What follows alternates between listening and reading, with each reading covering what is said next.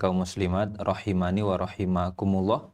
Kita bersyukur kepada Allah Azza wa Jal karena di kesempatan subuh kali ini kita bisa kembali melanjutkan sesi rehat subuh kita dengan pembahasan bersama kitab Fikih Bermazhab, pengantar memahami cara beragama. Dan insya Allah topik yang kita akan bahas pada kesempatan pagi hari ini yaitu berakidah dengan logika atau membangun akidah dengan logika. Nanti kita undang para pemirsa untuk berinteraktif melalui nomor di 081-22-444-3344 atau mengirimkan pertanyaan melalui pesan WA di 081-221-567-890. Baik, kita akan masuk ke materi, namun sebelum itu kita akan sapa terlebih dahulu guru kita Ustaz Aminur Baiz. Assalamualaikum. Waalaikumsalam. Gimana Ustaz? Sehat Ustaz ya? Alhamdulillah khair, insyaallah. Ini enggak capek Ustaz? Sudah ngopi belum? Ngopi tadi Ustaz. Oh, insyaallah. Tapi enggak ngopi, teh aja Ustaz. Oh, ngeteh. Insyaallah. Ini enggak capek Ustaz? Kemarin habis dari safar, pagi ini lanjut lagi. Alhamdulillah, alhamdulillah. Insyaallah. Semuanya dalam kondisi sehat. Nah, Masih terkendali Ustaz ya? insyaallah. Mandali ya? Mandali. Aman terkendali. Tayyib. Kita membahas apa ini, Ustaz? Ini Sama. membangun Ini kebalik ya? Harusnya akidah, antum Ustaz. yang tanya ya? Enggak apa-apa Ustaz. Saling tanya aja. Oh, gitu. Mana-mana. Membangun akidah dengan logika Ustaz. Membangun akidah dengan logika. Iya. Kira-kira gimana nih Ustaz? Kenapa kita Memungkinkan nggak orang itu membuat akidah, membangun akidah dengan logikanya? kayaknya nggak mungkin Ustaz. Kenapa nggak mungkin? Ya, karena logika ini dia tidak ajak Ustaz. Ajak tuh Ustaz, enggak. Karena kan kita kalau membangun sesuatu itu butuh pijakan Ustaz ya. Kayak bangun rumah tangga gitu Ustaz. Bangun itu kan pondasinya itu enggak boleh oleng gitu Ustaz. Jadi akidah adalah bagian yang tidak mungkin ada perubahan. Mm-mm. Setuju ya? Iya. Karena kalau akidah itu berubah, berarti pondasi berubah. Mm-mm. Dan tidak mungkin sebuah rumah pondasi berubah. Kalau aturan mungkin berubah. Mm-mm. Maka ada falsafah, ada aturan yang dibangun dari falsafah, kan begitu ya? Iya. Kalau aturan mungkin saja dia berubah. Makanya dalam syariat kita ada perubahan dari sisi aturan dengan adanya nasakh dan mansukh di zaman wahyu turun. Tapi tidak ada nasakh dan mansukh untuk akidah. Karena kalau ada nasakh dan mansukh dalam masalah akidah, berarti salah satunya pasti dusta. Beda dengan aturan. Sekarang saya tetapkan A, besok saya tetapkan B. Itu mungkin. Tapi kalau dalam masalah keyakinan, sekarang keyakinannya A, besok keyakinannya B, berarti salah satu ini ada yang dusta. Mm-mm. Kalau ketetapan, perubahan itu mungkin terjadi sesuai dengan kehendak zat yang memiliki aturan. Tapi kalau keyakinan, perubahan tidak mungkin terjadi. Sebab kalau perubahan keyakinan itu terjadi, maka berarti keyakinan pertama dengan keyakinan yang kedua salah satu ada yang dusta. Sebab keyakinan itu berkaitan dengan masalah informasi. Apa yang harus kita yakini terkait informasi itu. Sedangkan aturan itu terkait dengan praktek yang harus kita lakukan. Sehingga apa yang harus kita perbuat berkaitan dengan hukum A, hukum B, dan seterusnya. Makanya dalam nasakh dan mansukh, untuk akidah tidak masuk. Tapi untuk syariat memungkinkan. Kenapa Ustaz ada yang ingin bangun akidah itu di atas logika Ustaz? Jadi sebelum kita bahas kayak mungkin atau enggak gitu kan ya. Tapi kan berarti sebelum itu ada yang pengen dulu gitu kan ya. Maksudnya pengen bangun dengan logika-logika mereka. Kira-kira kenapa Ustaz? Jadi ada banyak sekali saya boleh sebut khazanah yang dimiliki oleh manusia. Manusia punya kekayaan yang ada pada dirinya. Kekayaan itu bisa bentuknya logika dia, akal pikiran dia. Kekayaan juga bisa bentuknya budaya yang ada di masyarakat. Dan mereka mencintai kekayaan ini. Ada yang cinta logikanya, ada yang cinta budayanya, ada yang lebih cenderung kepada perasaannya, dan seterusnya. Sehingga di sekitar manusia ini ada beberapa hal yang itu menjadi pelengkap hidupnya. Akal, logika, perasaan, kemudian budaya yang ada di masyarakat. Nah, kemudian dari semua ini terkadang mereka jadikan sebagai sumber logika, sebagai sumber akidah, keyakinan. Sehingga dia meyakini sesuatu karena budaya. Dia meyakini sesuatu karena ini adalah hasil dari logika dia, dan seterusnya. Maka mereka jadikan beberapa pelengkap kehidupan ini sebagai sumber keyakinannya, sebagai landasan keyakinannya. Dan ini tidak mungkin bisa dilakukan. Sebab tiga hal ini antara satu lingkungan masyarakat dengan masyarakat yang lain berbeda. Logika antara saya dengan si A berbeda, antara si A dengan si B berbeda. Nah, ketika itu berbeda-beda, maka jika itu dijadikan sebagai standar ideologi dan akidah, akibatnya akan ada beragam ideologi sesuai dengan latar belakang logika mereka masing-masing. Budaya juga sama. Kalau budaya dijadikan sebagai sumber akidah, maka akan berbeda antara satu budaya masyarakat dengan budaya masyarakat yang lain. Sebagai contoh sederhana ya. Di Yogyakarta, masyarakat kita punya budaya bahwa bulan Suro atau Muharram itu dianggap sebagai bulan sial. Karena menjadi bulan sial, maka bulan Suro pantangan untuk melakukan berbagai macam hajatan. Ini berbeda dengan orang Jawa Timur. Orang Jawa Timur itu meyakini berdasarkan budaya mereka bahwa bulan sial adalah bulan Dzulqa'dah yang mereka sebut dengan bulan Selo. Kenapa disebut bulan Selo? Selo itu dari kata kesesel olo, kesisipan, kecelakaan. Maka bagi mereka bulan Selo itu bulan pantangan, bulan Dzulqa'dah itu bulan pantangan untuk melakukan hajatan. Nah, kita jadi bingung, kita pakai standar yang mana? Pakai masyarakat Jogja, Jawa Tengah, yang meyakini bulan Muharram sebagai bulan celaka? Ataukah pakai masyarakat Jawa Timur yang meyakini bulan Dzulqa'dah sebagai bulan celaka? Yang bingung asli Jawa Timur tinggal di Jogja. Kayak saya gini ya. Ini mau ikut yang mana? Jadinya ketika orang menjadikan budaya itu sebagai standar logika, sebagai standar akidah, maka orang akan menjumpai kebingungan. Saya berasal dari sini tapi saya tinggal di sini. Kamu pakai budaya yang mana? Bingung dia. Tidak ada standarnya jadinya. Karena itu budaya tidak bisa dijadikan sebagai standar akidah. Dan Al-Quran menceritakan titik sengketa para nabi dengan musuhnya, salah satunya dalam masalah ini. Para nabi mereka menyampaikan wahyu untuk dijadikan sebagai standar berakidah, standar beragama. Sementara musuh para nabi, mereka menjadikan budaya itu sebagai sumber dalam berakidah. Allah Subhanahu wa taala katakan dalam Al-Qur'an, wa idza qila lahum, apabila dikatakan kepada mereka wa idza qila lahum ittabi'u ma anzalallah, ikutilah apa yang Allah turunkan. Qalu bal nattabi'u ma alfaina alaihi aba'ana. Mereka menjawab, kami mengikuti apa yang telah ditinggalkan oleh leluhur kami. Jadi saat mereka diajak untuk berislam dengan baik, mengikuti nabinya, mereka beralasan dengan budaya leluhur. Ini kan budaya leluhur. Kami mengikuti apa yang diajarkan oleh leluhur kami. Mereka juga mengatakan, inna wajadna aba'na ala ummatin wa inna ala atharihim muqtadun. Kami jumpai leluhur kami memiliki akidah tertentu dan kami mengikuti ajaran mereka.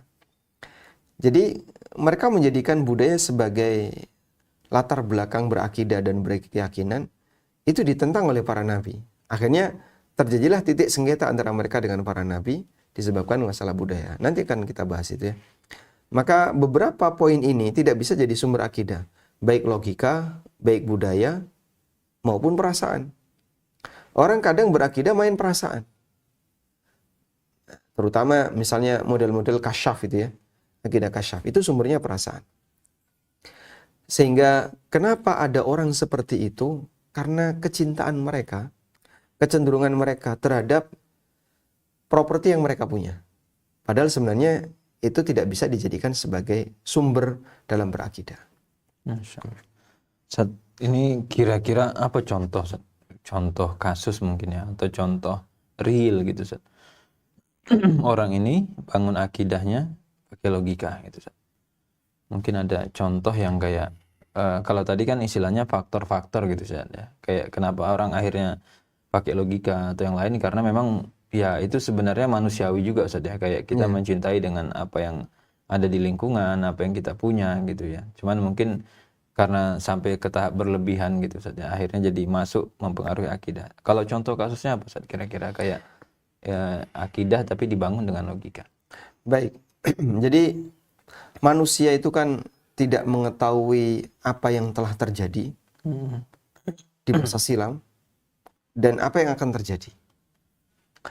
Dan kadang mereka membuat teori yang itu kemudian jadi keyakinannya.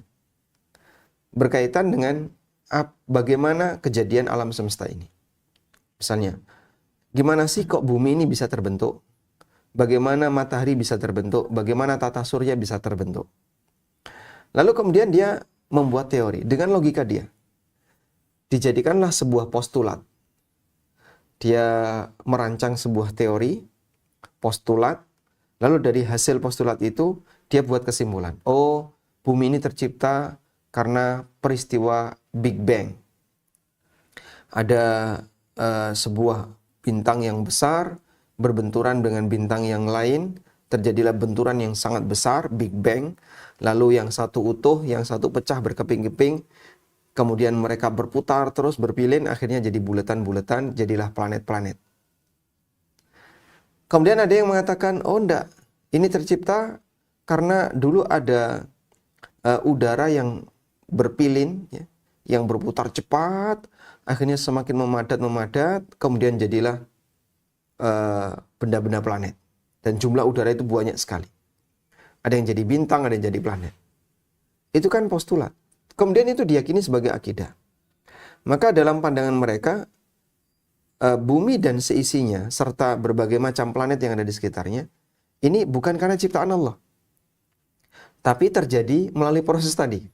Ada yang disebut dengan teori nebula, ada yang disebut dengan teori Big Bang, dan beberapa teori yang lainnya berkaitan dengan asal-usul penciptaan manusia, penciptaan alam semesta, dan itu masuk dalam kurikulum pendidikan kita. Jadi mereka mendasari akidah tentang asal-usul penciptaan langit dan bumi beserta planet yang ada di dalamnya itu dengan menggunakan logika. Yang sebenarnya kalau kita baca, ini gedabrus. Paham gedabrus ya? Asal bunyi. Asal bunyi, ndobos. Tapi ndobos jadi kurikulum. Kita bisa aja ndobos kayak gitu. Tapi kemudian jadi kurikulum. Ya memang dalam teori metafisika kan kemudian itu dikaitkan dengan perhitungan. Lalu mereka membuat teori rumusnya. Kira-kira kalau ini dirumuskan, nanti jadi persamaan apa? Itu memang bisa ya. Teori seperti itu memungkinkan untuk dilakukan dengan pendekatan ilmu fisika. Ketika benda ini berpilin, kemudian dengan kecepatan sekian, maka nanti akan terjadi pemadatan ke arah dalam sehingga dia semakin padat dan seterusnya. Dihitung bisa. Cuman kan itu gedabrus. Ini godak-gadik orang matuk gitu ya. Dia sinkron-sinkronkan tapi sebenarnya nggak sinkron. Cuman orang memungkinkan untuk melakukan itu. Yang mengherankan ketika itu dijadikan sebagai kurikulum, jadinya orang mempelajari itu sebagai sebuah kewajiban. Padahal aslinya adalah manusia yang pintar ngomong, lalu kemudian diikuti oleh banyak orang, jadilah sebuah keyakinan. Termasuk misalnya keyakinan teori Darwin, teori evolusi itu kan jadi akidah. Ini kita berbicara untuk akidah yang dimiliki oleh sebagian orang berdasarkan postulat sains. Berkaitan dengan akidah Islam apa saja? Oh, itu banyak sekali. Ada orang misalnya mempostulatkan Allah, menteorikan Allah berdasarkan logikanya. Dan itu pekerjaan Ahlul Kalam. Sehingga Allah itu kayak gimana sih? Ahlul Kalam bercerita. Allah itu seperti ini, seperti ini, seperti ini, dan seterusnya. Begitu dia punya postulat seperti itu, diikuti oleh banyak orang, akhirnya jadi keyakinan. Sehingga akidah itu muncul berdasarkan logikanya. Nah, Masya Allah. Ini solusinya gimana, Ustaz? Kalau kita berhadapan dengan orang-orang yang seperti tadi, baik yang mungkin karena penjelasan sains gitu ya, kemudian atau mungkin dia mengkaji juga, Ustaz ya, mengkaji ayat-ayat Al-Quran atau ayat-ayat hadis, kemudian masuk di situ akidah gitu kan, ya. masuk logika di situ, akhirnya kemudian tadi dia bicara tentang zat Allah, tentang sifat Allah, tentang perbuatan Allah, tapi alat yang untuk menafsirkan atau yang lain logikanya. Kira-kira nanti sikap kaum muslimin atau sikap kita kalau berhadapan dengan mereka-mereka yang seperti ini bagaimana? Kalau sebelum kita bicara bagaimana menyikapi, kita perlu melihat dulu ya, latar belakangnya kenapa kok mereka melakukan seperti itu. Dulu waktu kami masih kuliah di teknik nuklir, salah satu di antara materi kuliah yang kita bahas adalah berkaitan dengan bicara masalah atom ya. Atom itu kan nggak kelihatan dan tidak ada alat yang bisa melihat atom. Sehingga kenapa para ahli sains itu bisa menggambarkan atom. Misalnya atom hidrogen terdiri atom inti dan satu elektron yang mengitarinya. Kok bisa seperti itu? Terus digambar. Apa benar atom hidrogen itu gambarnya kayak gini? Dari mana kamu tahu? Jadi prinsipnya begini, manusia itu keponya luar biasa. Sampai dia meneliti benda yang terkecil dan meneliti benda yang terbesar. Sehingga dari yang paling besar yaitu alam semesta itu diteliti. Kemudian sampai yang paling kecil yaitu atom diteliti. Itu keponya manusia.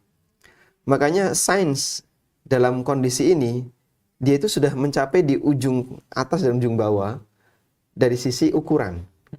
Mereka meneliti benda terbesar dalam pandangan manusia, yaitu alam semesta. Dan mereka meneliti benda terkecil menurut manusia, yaitu atom hidrogen katanya, yang hanya memiliki satu elektron.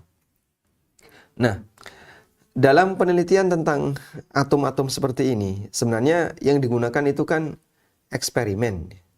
Lalu mereka berkesimpulan dari hasil eksperimen itu. Jadi tidak melihat, tapi bereksperimen. Sederhananya kayak gini. Kita kalau misalnya ini ada sebuah minuman ya. Antum tidak diberitahu bagaimana cara minuman ini dibuat. Tidak? Tapi kemudian orang ngicipi setelah diminum. Baik. Menurut saya, dari rasanya, aromanya, dan seterusnya, ini mengandung A, B, C, D. Dari mana dia bisa berkesimpulan kayak gitu? Dari rasa yang dia buat. Ya, dari rasa yang dia dapatkan. Sehingga dari rasa, aroma yang dia dapatkan, dia berkesimpulan. Bukan melihat langsung. Kejadian ini dia tidak lihat. Karena dia nggak bisa menjangkau kejadian itu. Sehingga sampai asal mula langit dan bumi, itu mereka postulatkan, mereka buat teori. Karena tadi dia pakai rasa-rasanya kok kayak gini, akhirnya jadilah sebuah keyakinan. Dan memang kadang ya kita merasa aneh, ini kan cuma orang gedabrus saja, kenapa dipercaya? Dia cerita tentang ini, tentang metafisika. Atom hidrogen itu kan dari penelitiannya. Ada orang misalnya melemparkan neutron ya.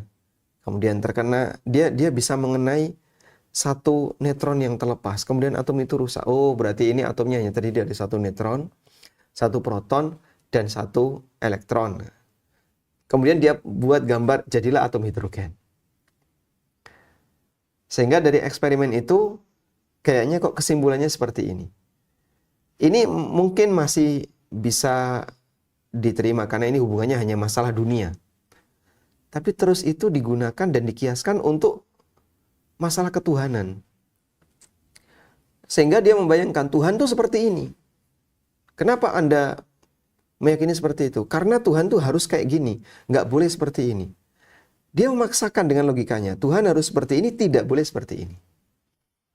Misalnya, banyak sekali dalam Al-Quran. Allah Subhanahu wa Ta'ala berfirman. bahwa Allah itu berada di atas. Sabbihisma rabbikal a'la. Maha suci zat, maha suci Rabbmu. Sucikanlah nama Rabbmu. Al-a'la, yang maha tinggi. Yang maha tinggi artinya Di atas. tinggi zatnya, dia berada di atas. Allah Subhanahu wa taala juga berfirman, Inna anzalna, sesungguhnya kami turunkan. Diturunkan kan berarti dari atas ke bawah. Kemudian Allah Subhanahu wa taala juga berfirman, Ilaihi yas'adul kalimut thayyib. Hanya kepadanya kalimat-kalimat yang thayyib itu naik. Yas'ad, naik. Kata naik berarti menuju ke arah atas. Dan yang lebih tegas lagi, Al-Quran mengatakan Ar-Rahmanu 'alal arsyistawa, dan itu disebutkan dalam beberapa ayat. Kemudian Allah Subhanahu wa taala juga menyebutkan wa kana arsyuhu 'alal ma', dan arsy-nya itu berada di atas air. Dan air ini berada di atas langit. Dan aneka ayat-ayat yang lainnya yang sampai disimpulkan oleh Ibnu Abil Is rahimahullah, jika kita perhatikan dalam Al-Quran, maka ada lebih dari 10 ayat, lebih dari 1000 ayat yang menyatakan bahwa Allah berada di atas. Tapi kemudian akal membuat postulat, membuat teori. Kalau Allah berada di atas, berarti Allah punya tempat. Kalau Allah punya tempat, berarti tempatnya lebih besar daripada Allah. Jadi berarti itulah adalah gaya logika dalam menyimpulkan. Padahal ini bukan bagian yang bisa dilogika. Apa susahnya sih kau menerima Allah berada di atas, wong teks Qur'annya juga kayak gitu. Terus ditakwil. Jadinya apa? Ditakwil. Oh enggak. Maksud Allah alal arsh istaula, Allah menguasai arsh. Terus Allah di mana? Jangan tanya demikian. Kenapa nggak boleh tanya demikian? Karena ini pertanyaan yang tidak boleh diajukan tentang Allah. Tapi Nabi Shallallahu Alaihi Wasallam bertanya seperti itu. Sehingga pada saat ada seorang budak wanita yang mau dimerdekakan, dites dulu oleh Rasulullah SAW. Aina Allah, di mana Allah? Kemudian budak ini menjawab, fis sama, Allah berada di atas. Allah berada di atas. Dan yang bertanya Rasulullah SAW, di mana Allah? Yang bertanya siapa? Rasulullah SAW. Dan jawaban dari wanita ini diterima oleh Nabi SAW. Allah berada di atas. Kalau kemudian jawaban ini dianggap sebagai akidah yang sesat, seharusnya ini bukan standar mukmin. Tapi ketika wanita ini bisa menjawab dengan benar, Nabi SAW berpesan kepada tuannya, "I'tikha fa innaha mu'minah." Bebaskan wanita ini karena dia adalah seorang wanita mukminah. Berarti jawaban itu benar atau salah? Benar. Maka meyakini Allah berada di atas adalah keyakinan yang benar yang dimiliki oleh seorang mukmin. Dan itu keyakinan Musa yang mau diruntuhkan oleh Firaun. Makanya ketika Musa alaihissalam menjelaskan kepada Firaun seperti apakah Rabbul Alamin, kemudian Firaun mengatakan kepada Haman, "Ya Hamanu benili sarhan la'alli ablughul asbab as-samawati wal ard fa'attali'u ila ilahi Musa wa inni la'adhunnuhu kadhiba." Betul ya ayatnya kayak gitu. Jadi Haman, bangunkan kepadaku sebuah sarhan, ya, bangunan yang tinggi, menara, agar saya bisa mencapai asbab, menggapai tempat untuk bisa naik ke arah langit. Dan saya ingin bertemu dengan Tuhannya Musa. Fa'attali'u ila ilahi Musa. Saya ingin ketemu dengan Tuhannya Musa. Wa inni la'adhunnuhu kadhiba, dan saya meyakini Musa ini dusta. Akan saya buktikan kalau tidak ada Tuhan di atas. Sehingga Firaun menyuruh Haman untuk membangun menara, bangunan yang tinggi.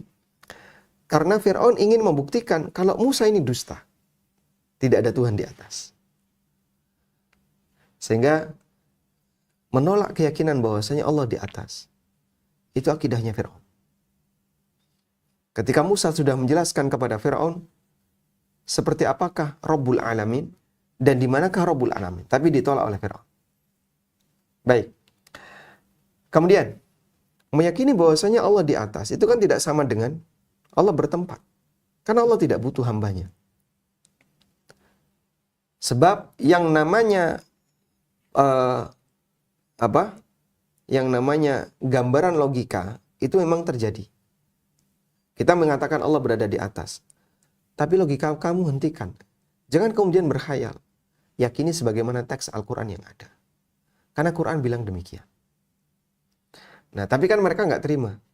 Karena logikanya yang maju. Nah, ketika logika itu maju, mengalahkan wahyu, ini kondisi yang tidak sopan. Logika kamu hentikan. Idza ja'al athar kafan nazar. Kalau sudah ada dalil, maka logika dihentikan. Jangan dilanjutkan. Justru ketika dia menggunakan itu jadinya tidak sesuai logika. Karena logika mengatakan, di luar kemampuan logika, jangan di logika. Logika mengatakan, di luar kemampuan logika, jangan di logika. Allah berada di atas. Itu teks dari Al-Quran. Teks dari hadis. Sudah? Boleh nggak kita melogika, Pak? Gimana Allah berada di atas? Di luar jangkauan logika. Dan logika mengatakan, yang di luar jangkauan logika, jangan di logika. Kalau logika dipaksakan untuk memikirkan yang di luar jangkauan logika, ini prinsip tidak logis. Sudah tahu nggak mampu, kenapa dipaksakan? Jadi begitu ya. Maka orang yang melakukan praktek takwil, membuat teori tentang Allah berdasarkan logikanya, pasti gagal. Dan ada banyak sekte-sekte yang lahir karena logika, sehingga mereka menjadi sekte yang menyimpang, karena mereka membuat sebuah akidah berdasarkan logika. Insyaallah. Ini kalau boleh disimpulkan saja. Mungkin pemirsa tadi menyimak. Sebenarnya kalau kita bilang berlogika itu sebenarnya bagus gitu saja. Logika bagus. Ya tadi memang ada ranah yang silahkan mainkan logika sampai elek gitu ya. Maksudnya kayak tadi proton, neutron, elektron gitu ya. Urusan sains terserah lah gitu ya. Mau kamu pakai logika. Tapi kalau begitu sudah masuk ranah ketuhanan gitu saja, maka cut. Stop. Logika nggak boleh masuk. Karena nanti kalau pun masuk ke situ errornya fatal gitu ya. Kayak tadi misalkan dia tentang zat Allah dan yang lain gitu. Jadi aslinya silahkan kalau itu mungkin urusan tadi sains dan keduniawian gitu ya, itu terserah wis gitu. Mau ngedabrus dan yang lain. Tapi begitu urusan agama sudah ranah Allah, ya itu tadi karena sudah ada nas tadi Ustaz ya. Jadi maka berarti itu poin pertama. Poin kedua mungkin tadi ada statement logika itu ada batasnya Ustaz ya. Enggak semua bisa digas sama dia gitu. Maksudnya enggak semua nyampe sama dia gitu Ustaz. Gitu Ustaz. Jadi ya kita sepakat itu ya. Logika ada batasnya. Sebagaimana kekuatan kita ada batasnya. Ada orang misalnya latihan kekuatan sampai ototnya berkembang besar gitu ya. Sudah? Dia akan menyadari meskipun dia adalah orang yang sangat kuat dibandingkan yang lain. Tapi dia tidak bisa mengangkat gunung. Dia nggak bisa mengangkat rumah. Baik. Kalau orang kuat ini dipaksakan untuk kamu harus bisa mengangkat gunung. Kamu harus bisa mengangkat rumah. Yang terjadi kira-kira apa? Akhirnya dia maksa terus. Sakit dia jadinya. Tapi saya kan kuat. Saya masih kuat. Saya akan mencoba untuk mengangkat mobil. Silakan coba. Tapi kamu nanti sakit. Logika juga gitu. Kemampuan dia ada batasnya. Begitu dia masuk ke ranah yang tidak mampu untuk dia cerna, tetap dipaksakan. Sakit ini logika. Nah, ketika logikanya sakit, muncullah kesimpulan-kesimpulan yang isinya penyakit. Sehingga kelompok Jahmiyah misalnya mengatakan bahwa kita tidak boleh menyebut Allah dengan sifat apapun. Mengatakan Allah Maha Kasih Sayang, itu musyrik. Mengatakan Allah Ta'ala Maha Mendengar, musyrik. Jahmiyah kan kayak gitu. Yang paling parah ya. Mu'tazilah juga menolak semua sifat Allah. Meskipun mereka mengimani nama. Tapi nama tidak mengandung sifat. Kita mengatakan Ar-Rahman, Ar-Rahim. Tapi kita tidak boleh mengatakan Allah kasih sayang. Allah menyayangi hambanya. Itu tidak boleh. Ahlul Kalam membatasi sifat-sifat Allah hanya dengan jumlah tertentu. Ada yang mengatakan 7, ada yang mengatakan 13, ada yang mengatakan 20, jadi 20 sifat. Dan itu pun dibangun berdasarkan logika. Nah, kemudian mereka menolak sifat-sifat yang lain. Maka mengatakan Allah menyayangi hamba itu tidak boleh. Karena Allah menyayangi hamba berarti menyamakan Allah dengan hamba. Dengan sifat menyayangi tadi. Itu kan logika yang berbicara. Loh kok kamu kayak gini? Padahal Allah Subhanahu wa ta'ala mengatakan dalam Al-Quran, Allahu yarham, Allah merahmati bi'ibadihi, hamba-hambanya. Allah Subhanahu wa ta'ala mengasihi hambanya. Allah mengampuni dan seterusnya. Allah mendengar. Qad sami Allah, Allah mendengar. Apa sulitnya untuk menerima itu apa adanya? Logika pada posisi ini jangan dilibatkan. Karena kalau dilibatkan jadinya apa? Sakit dia. Karena itu sudah tidak mampu untuk dia jangkau. Nah, saat ini waktu sudah lewat dari jam 6. Baik, dan ini ada satu poin di buku di halaman 287 ya. Jadi menang debat bukan berarti lebih benar. Ini penting ya. Sehingga mungkin Anda bisa lihat asatidzah Ahlussunnah menyampaikan prinsip Ahlussunnah itu kayak gini. Al-Quran bilang kayak gini, hadis bilang kayak gini ya. Lalu ada orang yang nggak terima. Debat dia.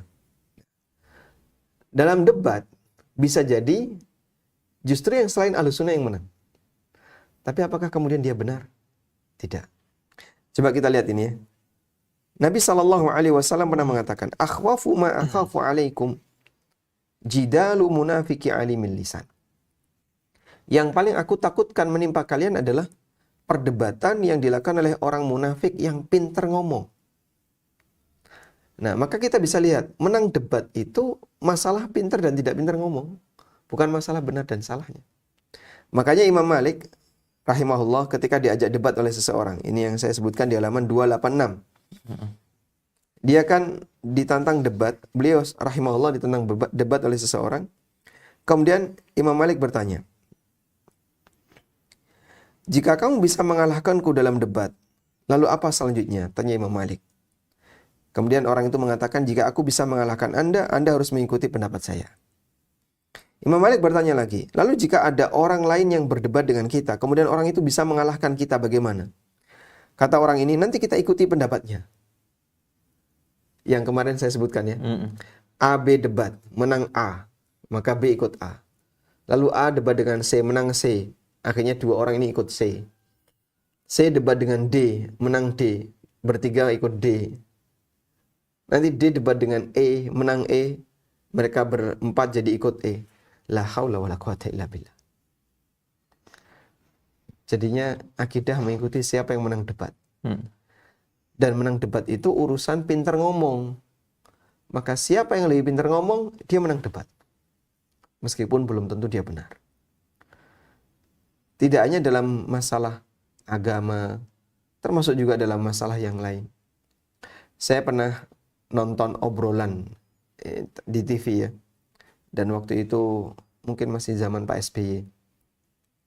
Ada dialog tentang apakah reaktor nuklir itu layak dibangun di Indonesia atau tidak. Dan yang menghadirkan salah satu ahli dari Badan Tenaga Nuklir Nasional, sekarang sudah gabung dengan BRIN. Kemudian satu lagi adalah penggiat tentang masalah lingkungan. Karena beliau yang dari Batan ini mungkin tipe orang yang senang di lab ya, nggak pintar ngomong seperti gayanya politikus ya. Sementara ahli lingkungan ini, penggiat lingkungan ini pintar ngomong, dia udah biasa bicara di publik. Masya Allah, ini kayak dideplok gitu. Yang orang dari Batan ini, Masya Allah, ya dia seperti diremet-remet ketika debat. Tapi saya bisa menilai, orang ini, karena kita punya latar belakang ilmu yang sama, orang ini ketika ngomong pinter, cuman alasannya salah. Meskipun masyarakat nggak ngerti, kan? Karena mereka nggak tahu di balik itu ada apa. Ahli sains ini dalam masalah nuklir, dia paham, dia ngerti. Dan apa yang dia sampaikan benar. Tapi kemudian karena nggak pintar ngomong, kalah dengan sebelahnya. Sehingga bagi mereka yang ngerti tentang ilmunya, dia bisa menilai yang benar yang ini. Tapi bagi mereka yang nggak ngerti, yang jadi standar ya, siapa yang pintar ngomong itu yang menang. Dan itu yang dianggap yang benar. Padahal kebenaran tidak identik dengan siapa yang menang debat. Nah, Dan ini mungkin masih berlanjut sampai sekarang, kejadian-kejadian macam gini. jadi keyakinan seperti ini masih ada sampai sekarang. Makanya di dunia kampus misalnya, teman-teman mahasiswa, ya mohon maaf, kadang mereka kan ngikuti forum-forum diskusi, dialog, dan seterusnya. Itu mereka punya pemahaman, siapa yang menang diskusi, menang dialog, itu yang dianggap benar. Ini kan pemahaman yang fatal. Padahal nggak ada jaminan siapa yang menang dialog, itu yang benar. Wallahu a'lam. Masya Allah.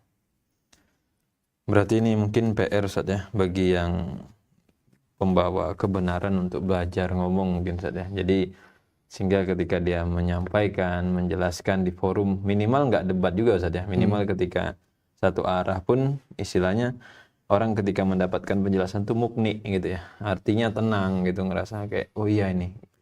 Mungkin seperti itu. Ya, memang bagian dari tugas para dai adalah menyampaikan kebenaran dan sampaikan kebenaran sampai bisa diterima dengan baik oleh masyarakat. Sehingga mereka juga harus berlatih untuk bicara dengan fasih, berlatih bicara dengan tegas, jelas, sehingga masyarakat bisa memahami dengan baik. Baik Ustaz, Masya Allah. Ini mungkin nanti kita coba interaktif dengan pemirsa. Baik, insya Allah. Oke. Ya, kaum muslimin dan kaum muslimat rahimani wa rahimakumullah. Itu tadi beberapa penjelasan ya terkait dengan membangun akidah berdasarkan logika. Dan insya Allah ada insight-insight ataupun poin-poin yang sudah bisa ditangkap dari beberapa penjelasan tadi. Namun sebelum kita masuk ke sesi diskusi dan tanya jawab, kita akan break sejenak dengan berikut ini.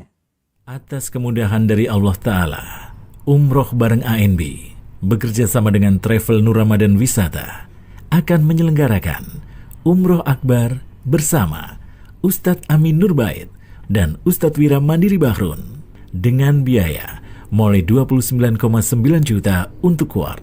Jamaah akan mendapatkan fasilitas Hotel Bintang 5 Aska As-Safa atau Staraf di Mekah, Hotel Concordar Al-Khair Staraf di Madinah. Info selengkapnya silakan kunjungi medsos kami, Facebook Umroh bareng ANB, Instagram ANB Umroh, atau melalui customer service kami 0812 9090 4331. Umroh bareng ANB, beribadah dengan ilmu.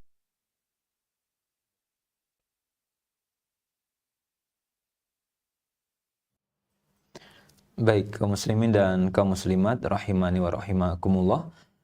Kita masuk ke sesi diskusi dan tanya jawab. Untuk yang bergabung nanti bisa menghubungi nomor 081 22444 3344 atau mengirimkan pertanyaan melalui pesan WA di 081 221 567890. Baik, ini sudah ada telepon yang masuk, kita coba angkat terlebih dahulu. Silahkan. Halo, Assalamualaikum warahmatullahi wabarakatuh. Waalaikumsalam warahmatullahi wabarakatuh. Dengan siapa, di mana Bapak? Mohon izin Ustadz, saya Afif dari Tuban. Baik, silahkan Pak. Ya, izinnya kaitannya dengan fenomena akhir-akhir ini di negara maju yang terkenal dengan kemajuan duniawinya saat ini sedang menghadapi depopulasi yang disebabkan salah satunya karena logikanya yang menyebabkan fertility rate yang menurun, terus orang takut menikah dan lain sebagainya. Itu kan salah satu bentuk kebinasaan yang Allah mungkin datangkan atas logika yang mungkin berseberangan seperti yang Ustaz sampaikan tadi. Nah, ini bagaimana agar fenomena ini tidak masuk ke Indonesia, Ustaz? Dan kira-kira dari kebiasaan apa kita bisa memupuk logika dengan baik dan proporsional agar kita katakanlah 20 tahun lagi kita menjadi negara maju, kita nggak sampai seperti itu gitu, sampai terjadinya depopulasi.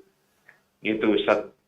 Mungkin itu yang dapat saya tanyakan. Syukron. Assalamualaikum warahmatullahi wabarakatuh. Waalaikumsalam warahmatullahi wabarakatuh. Baik. Baik, kita simak penjelasannya, Pak. Baik.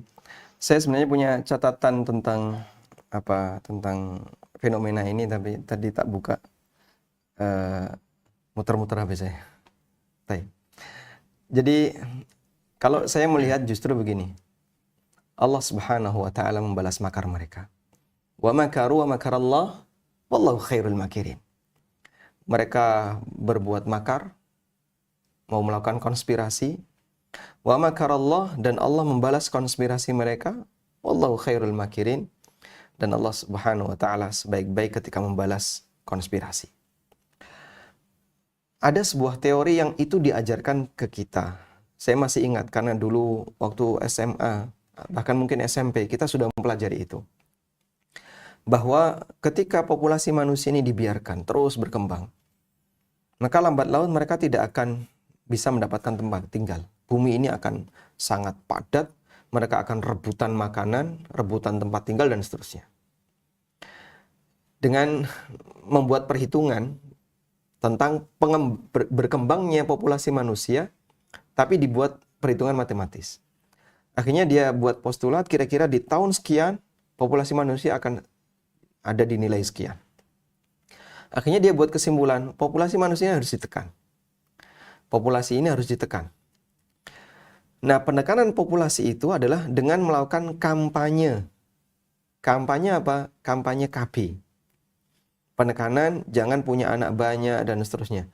Sasaran kampanye itu terutama adalah kaum muslimin yang ada di daerah-daerah timur. Daerah Timur Tengah, ke timur terus, sampai ke Indonesia. Pokoknya terutama di daerah timur. Wallahu alam, ternyata pengaruh kampanye itu juga ada di negara barat. Amerika, Eropa, dan sekitarnya. Termasuk juga negara-negara non-muslim yang lainnya. Baik. Dan Masya Allah, ternyata kampanye itu lebih berpengaruh di dunia barat daripada di dunia timur. Orang timur dapat kampanye itu sampai di negara kita kan. Jadi kalau Bapak mengkhawatirkan jangan sampai terjadi di negara kita, itu sudah sampai lama, Pak. Sejak lama teori itu sudah ada. Kita diberi gambaran bahwa populasi manusia di bumi ini kalau tidak ditekan, maka bumi ini tidak akan muat sebagai tempat tinggal. Dan itu sudah kami pelajari dulu waktu SMP, SMA, disampaikan dalam pelajaran biologi berkaitan dengan masalah populasi manusia. Baik. Tapi Masya Allah, wa makaru wa makarallah. Mereka membuat konspirasi itu adalah untuk menekan angka kaum muslimin. Tapi justru prakteknya terjadi pada orang-orang non-muslim. Sehingga di Amerika, di Eropa, dan negara-negara kafir yang lain, demikian pula yang ada di Jepang, Korea, dan seterusnya. Mereka ketakutan punya anak ketika nikah. Sehingga mereka lebih milih child free. Kemudian mereka juga takut nikah. Maka mereka lebih memilih zina. Dan orang kalau zina kan tidak ingin punya keturunan. Sehingga banyak di antara mereka yang melakukan vasektomi, tubektomi, dan aneka pemutusan peluang untuk punya anak. Dominan itu terjadi.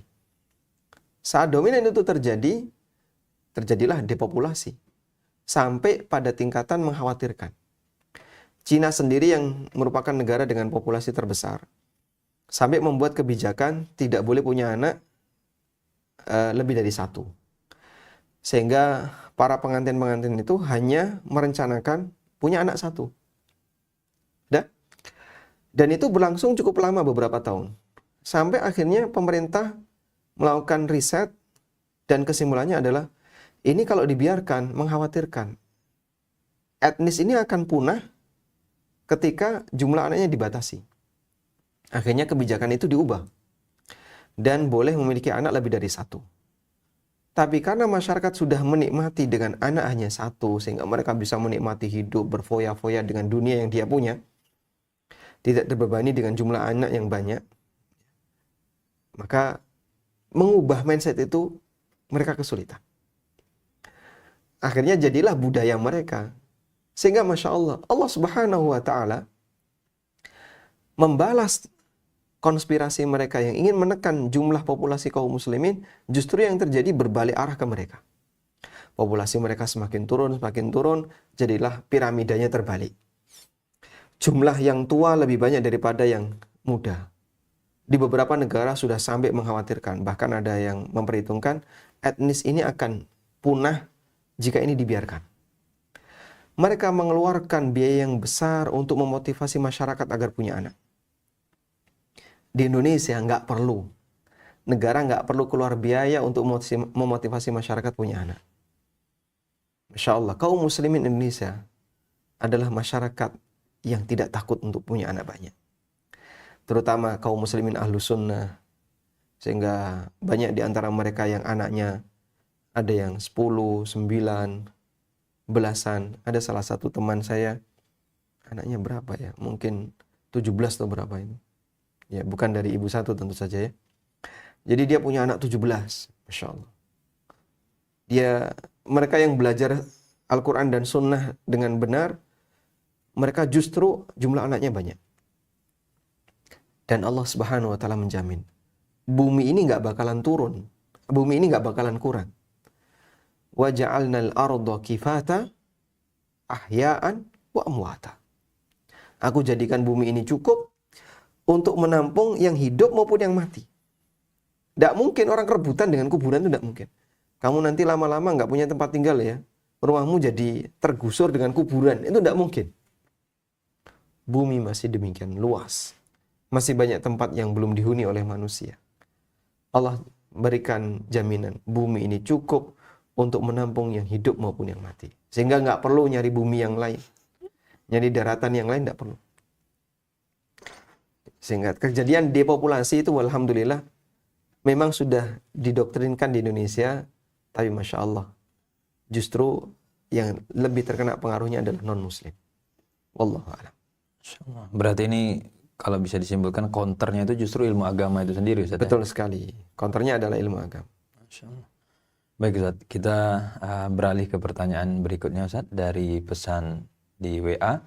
Assalamualaikum warahmatullahi wabarakatuh. Apakah saudara kita muslim yang meyakini Allah di mana-mana atau meyakini Allah ada tanpa tempat, tidak meyakini Allah berada di atas langit, bisa membatalkan Islam mereka? Jazakumullahu khairan. Waalaikumsalam warahmatullahi wabarakatuh. Baik, kalau bicara membatalkan Islam, ini bagian yang sensitif. Dan kemudian muncul komentar, inilah kelompok yang suka mengkafirkan, dan seterusnya. Di saat yang sama, sebenarnya mereka yang berkeyakinan Allah ada tanpa tempat, itu menganggap siapa yang meyakini Allah berada di atas sebagai orang yang sesat. Sehingga kita yang mengatakan Ar-Rahmanu 'alal 'arsy istawa, Allah berada di atas arsy, oh itu sesat. Karena memang konsekuensi dari orang yang punya keyakinan tertentu, si A meyakini X, si B meyakini Y, maka si A akan mengatakan B sesat. B akan mengatakan A sesat, kan gitu ya konsekuensinya. Ketika orang itu punya akidah, dia akan loyal dengan akidahnya. Dan sebagai konsekuensinya, dia akan menganggap yang tidak sejalan dengan akidahnya, orangnya menyimpang. Baik.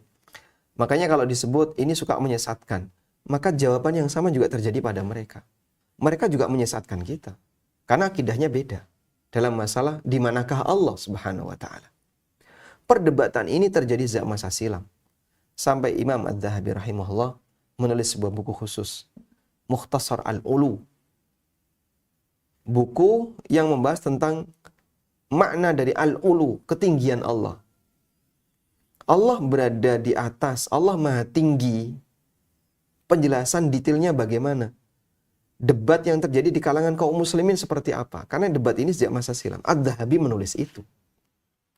Dan kemudian para ulama Ahlus Sunnah generasi setelahnya, mereka banyak menukil dari keterangan Adz-Dzahabi.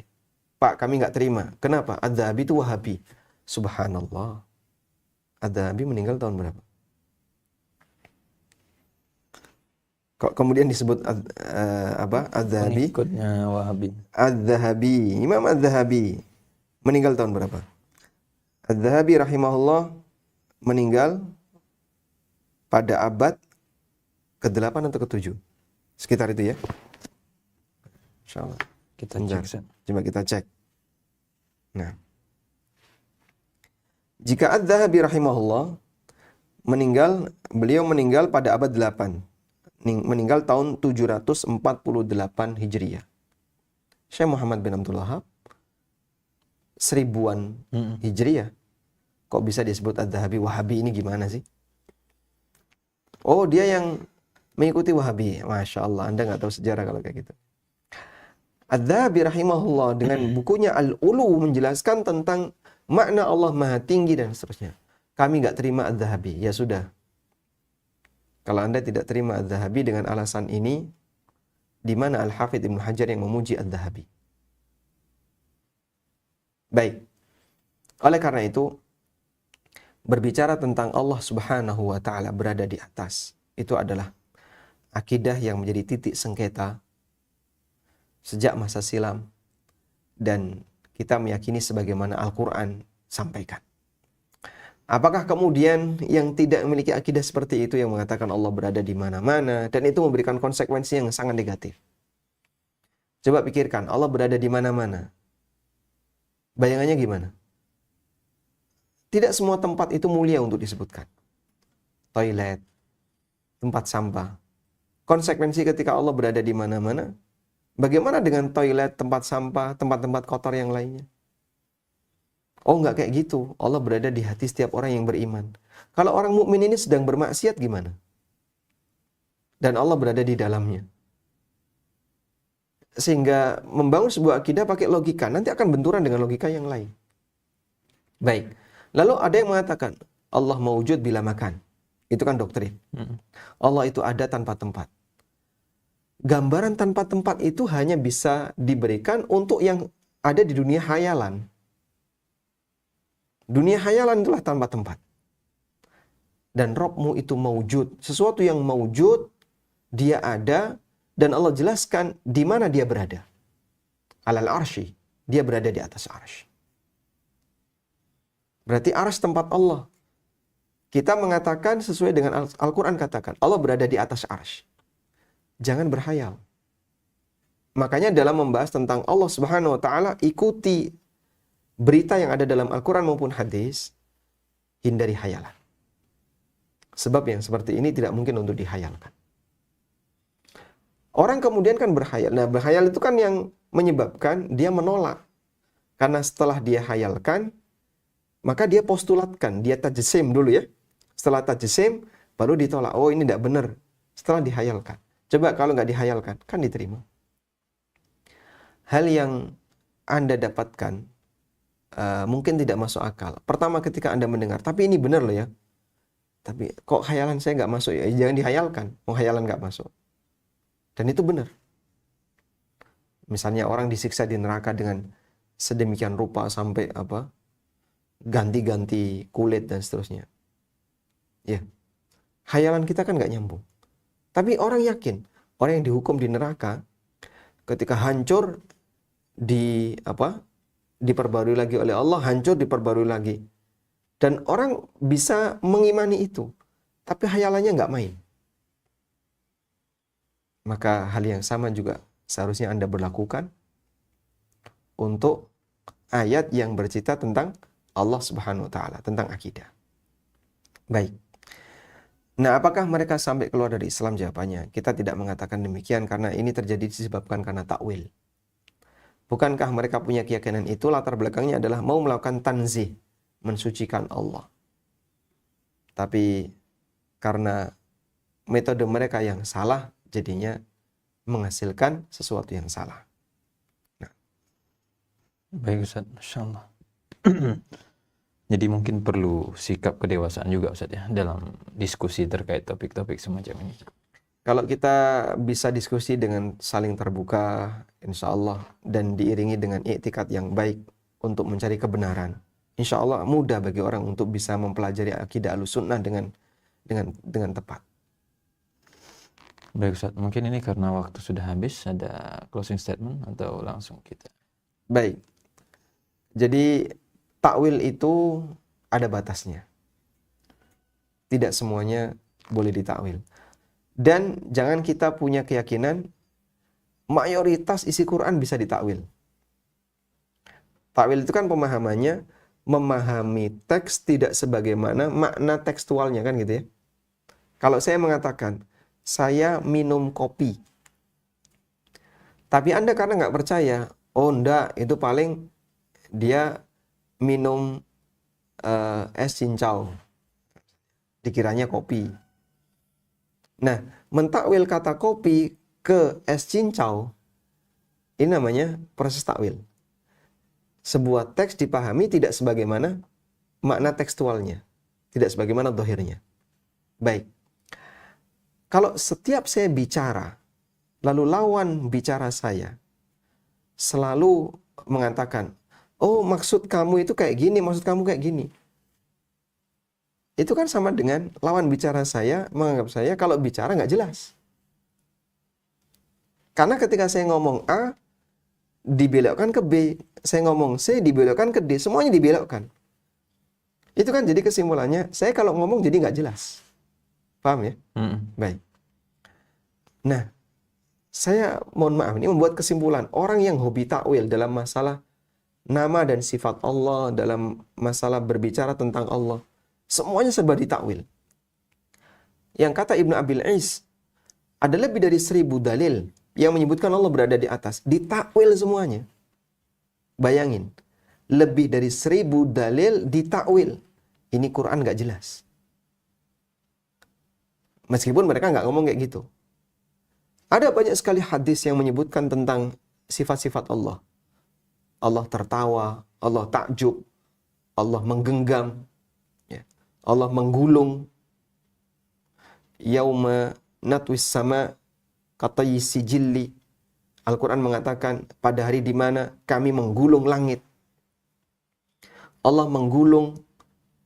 Kemudian itu semuanya ditakwil. Takwil. Masya Allah, Bapak. Apa nggak mikir? Kalau semua sabda Nabi SAW ditakwil, itu kan berkonsekuensi, berarti Nabi SAW itu kalau ngomong nggak jelas. Nabi SAW kalau menyampaikan sabdanya nggak jelas. Karena semuanya pakai takwil. Dipahami ya? Jadinya konsekuensi ketika semua ayat yang berbicara tentang nama dan sifat Allah Anda takwil, itu Anda akan sampai pada titik kesimpulan bahwa Al-Quran dan hadis Nabi SAW nggak jelas. Karena kan diserongkan semua itu. La haula wa la quwata illa billah. Maka kita mengakui takwil itu diperbolehkan dalam kondisi tertentu. Dan tidak mungkin isi Quran dan hadis dominan bisa ditakwil, itu tidak mungkin. Karena nanti jadinya berada pada satu konsekuensi kesimpulan bahwa Quran dan hadis jadinya nggak jelas. Baik.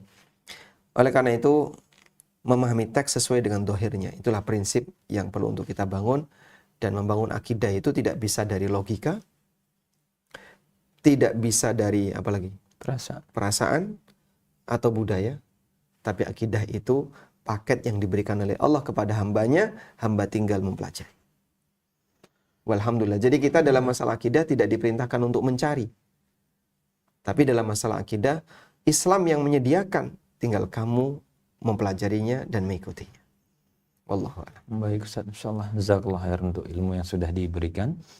Semoga Allah berkahi Ustaz dan keluarga serta menjaga kita Ustaz dari pemahaman-pemahaman yang menyimpang terhadap akidah ini. Amin walakum. Baik. Demikian para pemirsa ANB Channel dan juga media yang ikut merelay pembahasan kita pada rehat subuh kali ini. Dan kita berdoa kepada Allah semoga diberikan akidah yang lurus dan juga cara memahami akidah Islam dengan cara-cara yang dituntunkan oleh Allah dan Rasulnya Shallallahu Alaihi Wasallam. Kami mewakili kru dari ANB Channel yang bertugas mohon izin dan juga mohon maaf untuk hal-hal yang kurang berkenan. Kita akhiri dengan doa kafaratul majelis. Subhanakallahumma wa bihamdika asyhadu an la ilaha illa anta astaghfiruka wa atubu ilaik. Assalamualaikum warahmatullahi wabarakatuh. Waalaikumsalam warahmatullahi wabarakatuh. Rehat subuh